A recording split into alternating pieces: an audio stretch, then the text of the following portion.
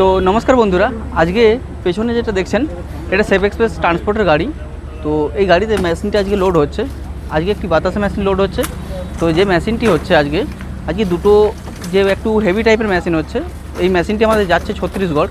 ওনার আগের থেকে মার্কেটিং হয়ে থাকার কারণে উনি একটা অন্যরকম মেশিন চাইছে। যেমন আপনারা দেখে থাকবেন বাতাসা ভাজা বাতাসা তৈরি করা মেশিনে একদিকে বাতাসা আপনার হলার দেওয়া হয়, একদিকে বাতাসা পড়ে যায়।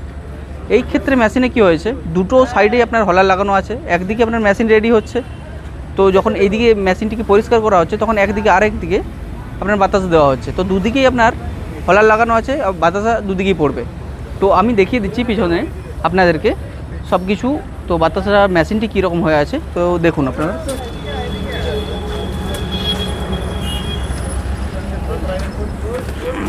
এই যেটা দেখছেন যেভাবে লোডিং হচ্ছে, দুটো মেশিনেই কিন্তু সেম টু সেম থাকবে। আপনার দুদিকেই হলার লাগানো থাকবে।